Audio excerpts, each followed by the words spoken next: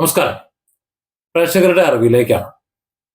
അറിയണം എന്ന താല്പര്യമുള്ളവർ മാത്രം തുടർന്ന് കണ്ടാൽ മതി. പോക്സോ കേസുകളുടെ ഒരു അവബോധമാണ്.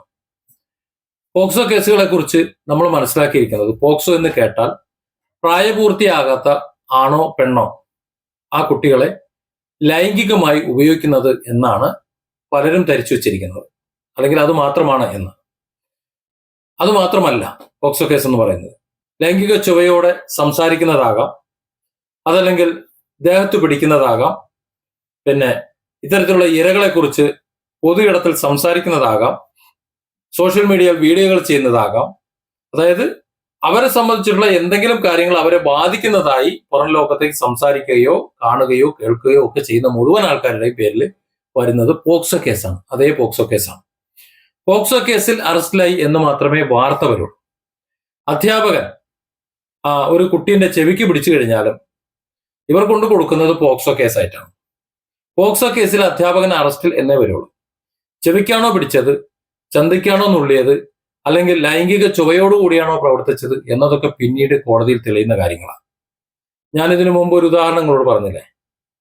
ഒരു 5 വയസ്സ് ഉള്ള ഒരു കുട്ടി, UKG പഠിക്കുന്ന ഒരു കുട്ടി കുറെ കുട്ടികളോടൊപ്പം കളിച്ചപ്പോൾ ഓടി വീണു.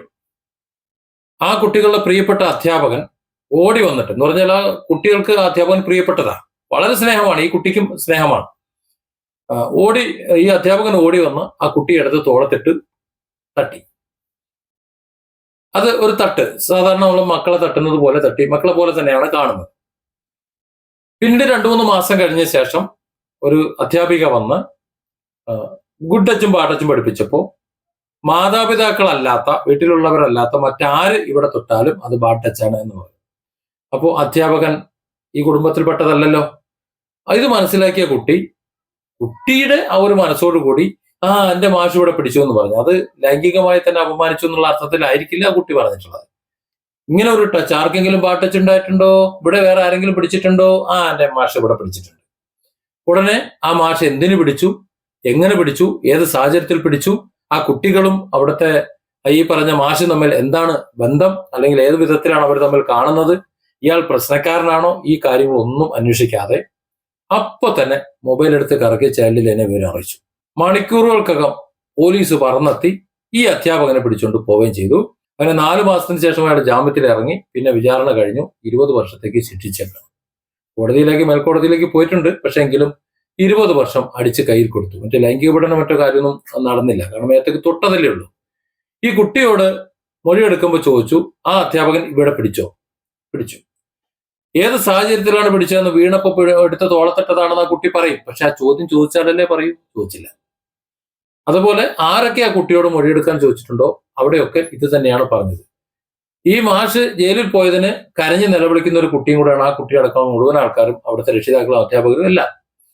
പക്ഷെ നിയമം എന്ന് പറയുന്നത് ആ വിധത്തിലാണ്. ഒരു അധ്യാപിക തനിക്കുള്ള കഴിവ്, പവർ അങ്ങോട്ട് പ്രകടിപ്പിച്ചപ്പോ വസ്തുത അറിയാതെ ഒരാൾ അകത്തുപോയി. ആ കുടുംബത്തിന്റെ കാര്യം, അവർക്കുമുണ്ട് ഇതേ പ്രായത്തിലുള്ള ഒരു മോള്, അതിന്റെ കാര്യം, പിന്നെ ആ സമൂഹത്തിൽ ആ ഭാര്യയ്ക്കും ആ കുട്ടികൾക്കുമുള്ള ഒരു ജീവിതം, അല്ലെ, അത്തപ്പാടിയായി പാവപ്പെട്ട ഒരു അധ്യാപകനാണ്.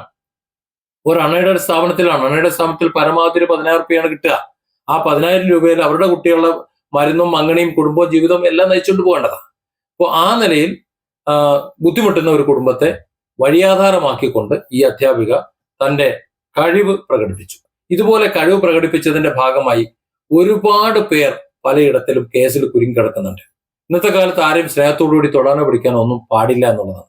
അപ്പൊ ഇത്തരത്തിൽ സമൂഹത്തിൽ വിവിധ നിലയിൽ പ്രവർത്തിക്കുന്ന, ഇപ്പോ കോഴിക്കോട് തന്നെ ഒരു കൗൺസിലർ, ഒരു സൈക്കോളജിക്കൽ കൗൺസിലർ, അത് ലൈംഗികമായി പീഡിപ്പിച്ചു എന്ന് പറഞ്ഞ ഒരു കേസ് വന്നു. വലിയ കേസ്, വലിയ വാർത്തയായിരുന്നു. കുറെ നാൾ കഴിഞ്ഞപ്പോൾ ഒരു കാര്യം മനസ്സിലായി സംഭവം എന്നാന്നുള്ളത്.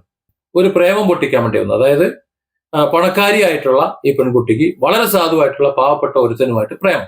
അവരുടെ സോഷ്യൽ സ്റ്റാറ്റസ്, മണി സ്റ്റാറ്റസ് ഒന്നും അങ്ങോട്ട് യോജിക്കുന്നില്ല. മാത്രമല്ല ഈ പെൺകുട്ടി മൈനറാണ്. മറ്റവനെതിരെ അങ്ങോട്ട് കൊടുക്കാൻ, ഒരു കേസ് കൊടുക്കാൻ തൽക്കാലം അവർക്ക് മനസ്സുമില്ല. അതുകൊണ്ട് പോക്സോ ഒന്നും കൊടുക്കണ്ട എന്ന് കരുതിയിട്ട് മോളെ കൗൺസിലിംഗ് ചെയ്തിട്ട് ആ പ്രേമം അങ്ങ് മാറ്റാം എന്ന് കരുതിയിട്ട് രക്ഷിതാക്കൾ കൗൺസിലർ എടുത്ത് കൊണ്ടുവന്നാണ്. കൗൺസിലർ പറഞ്ഞായിക്കോട്ടെ, നമുക്ക് മാറ്റാം, ഈ പെൺകുട്ടിയുടെ ആ പ്രായത്തിന്റെ ആ ചിന്താഗതിയിൽ നിന്നുണ്ടാകുന്ന പ്രണയമാണ്, നമുക്കത് മാറ്റാം എന്ന് പറഞ്ഞു.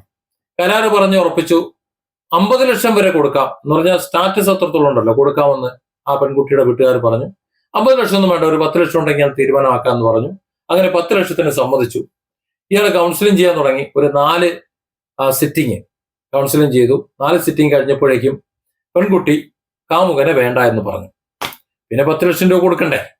ആ 10 ലക്ഷം കൊടുക്കാതിരിക്കാനുള്ള കാര്യങ്ങളാണ് പിന്നെ നോക്കിയത്. അയാള് നിയമപരമായി സമീപിച്ചു. അപ്പോ ഈ പെൺകുട്ടിയെ പീഡിപ്പിച്ചു, കൗൺസിലിംഗിൽ വന്നപ്പോൾ പീഡിപ്പിച്ചു എന്ന് പറഞ്ഞുകൊണ്ട് തിരിച്ചൊരു പോക്സോ കേസ് കൊടുത്ത ആ സൈക്കോളജിസ്റ്റിനെ അകത്താക്കുകയും ചെയ്തു. കിടന്നു കുറച്ച് ദിവസം. പിന്നെ ജാമ്യത്തിലൊക്കെ ഇറങ്ങി. പിന്നെ അത് തെളിഞ്ഞു. ഇവർ തമ്മിലുള്ള ഫോൺ സംഭാഷണങ്ങളും മറ്റു റെക്കോർഡ്സും എല്ലാം പരിശോധിച്ച് കഴിഞ്ഞപ്പോൾ വൈരാഗ്യ ബുദ്ധിയെ പിടിച്ചതാണ് എന്ന് മനസ്സിലായി. പക്ഷെ ആ കഥ പുറത്തു വന്നില്ല. ഇയാളെ അറസ്റ്റ് ചെയ്തതും പോക്സോ കേസിൽ കൗൺസിലിംഗിന് വന്ന പെൺകുട്ടിയെ പീഡിപ്പിച്ച വിദ്വാനായിട്ടാണ് ആ കൗൺസിലറെ അറിയപ്പെട്ടത്. ഇപ്പോഴും കാര്യം അദ്ദേഹത്തിന്റെ കരിയർ ഏകദേശം അവസാനിച്ചില്ലേ. ഇതുപോലെ എത്ര കേസുകൾ. അപ്പോൾ ഇത്തരത്തിലുള്ള കേസുകളാണോ എന്നുകൂടി നമ്മൾ നോക്കണം. അതായത് പോക്സോ കേസ് എന്ന് കേൾക്കുമ്പോൾ ചാടിക്കേറി ലൈംഗിക പീഡനം നടന്നതാണെന്ന് തെറ്റിദ്ധരിക്കരുത്. ഒരുപക്ഷെ കൈക്ക് പിടിച്ച് അല്ലെങ്കിൽ ഒന്ന് ഉന്തി അതുപോലെ എന്തെങ്കിലും ചെയ്തു വാത്സല്യത്തോടെ കെട്ടിപ്പിടിച്ചാൽ പോലും ഒരുപക്ഷെ അത് പോക്സോ കേസാക്കി കാണുന്നവർക്ക് തോന്നാം. ഇനി അവർ പറയുന്നത് എന്താണ് എന്ന് ഈ എഴുതിയെടുക്കുന്നവർക്കോ മറ്റുള്ളവർക്കോ മനസ്സിലായിട്ടില്ല എന്നുണ്ടെങ്കിൽ അതും പണിയാം. അങ്ങനെ ഉണ്ട്. ഈ ഡിഫറൻ്റ്ലി ഏബിൾ ആയിട്ടുള്ള ചിലർ അവർ എന്താണ് മൊഴിയായി പറയുന്നത് എന്ന് ട്രാൻസ്ലേറ്റർക്ക് ചിലപ്പോൾ മനസ്സിലായിക്കൊള്ളണമെന്നില്ല. അങ്ങനെയും ചില പ്രശ്നങ്ങൾ പലയിടങ്ങളിലും വരാറുണ്ട്. അതുകൊണ്ട് തന്നെ എനിക്ക് പറയാനുള്ളത്, ഇത്തരത്തിൽ പോക്സോ എന്ന് കേൾക്കുമ്പോൾ ചാടി അവരെ ഭർസിക്കാനും ആക്ഷേപിക്കാനും നിൽക്കരുത്. ഒരു അപേക്ഷയാണ്. കാരണം എല്ലാം ലൈംഗിക പീഡനമല്ല. അതായത് ഈ പോക്സോ കേസിലെ പരാതിക്കാരിയെക്കുറിച്ച് പേര് പറയണമെന്നില്ല. ഏതെങ്കിലും തരത്തിൽ അവരെ വെളിപ്പെടുത്തുന്ന വിധത്തിൽ ആരെങ്കിലും വാർത്ത ചെയ്താൽ പോലും പോക്സോ കേസിൽ തന്നെയാണ് വരിക. അപ്പോൾ സ്വാഭാവികമായിട്ടും പോക്സോ കേസിൽ ഇന്ന ആൾ അറസ്റ്റിലായി എന്ന് മാത്രമേ വാർത്ത വരൂ. ഉടനെ അയാളെ പീഡനവീരനാക്കി ചിത്രീകരിച്ച് അയാളെ കുടുംബവും തൊലച്ച് അയാളെ നശിപ്പിക്കുന്ന രീതി സാധാരണഗതിയിൽ ഇവിടുത്തെ മാധ്യമങ്ങൾക്കുണ്ട്. അതാണ് അതിന്റെ ഹരം. കാര്യം അങ്ങനെ റിപ്പോർട്ട് ചെയ്താലേ പറ്റൂ എന്നതുകൊണ്ടാണ്. ആ ഹരത്തിൽ ദയവായി ബാക്കിയുള്ളവർ കുടുങ്ങരുത്. അതിന്റെ വിഷമം മനസ്സിലാവണമെന്നുണ്ടെങ്കിൽ അവനവന് അത് അനുഭവിക്കണം. അപ്പോഴേ അത് മനസ്സിലാവും. എനിക്ക് നിങ്ങളോട് പറയാനുള്ളത്, നിങ്ങൾ ആരും തന്നെ അത്തരത്തിലൊരു അനുഭവത്തിലേക്ക് പോയി ചാടാതിരിക്കട്ടെ. അത്തരത്തിൽ ഒരു വ്യാജ പോക്സോ കേസ് നിങ്ങളുടെ മുകളിലേക്ക് വരാതിരിക്കട്ടെ എന്നാണ്. വന്നു കഴിഞ്ഞാൽ അതോടുകൂടി ജീവിതം തൊലഞ്ഞു. പരാതിക്കാർക്ക് പരാതി കൊടുത്താൽ മതി. പക്ഷെ ഇപ്പുറത്ത് ആ കേസ് പറയുന്ന പ്രതിയാക്കപ്പെട്ടവൻ അവന്റെ കുടുംബം വിറ്റ് കേസ് പറയേണ്ടി വരും. സമൂഹത്തിൽ അവൻ ഒറ്റപ്പെടും. കുടുംബത്തിന്റെ ജീവിതം താളം തെറ്റും. സർവോപരി പിന്നെ ജീവിച്ചിരുന്നിട്ട് കാര്യമില്ല എന്നൊരവസ്ഥ വരും. Different angles. Don't forget to subscribe and support this channel.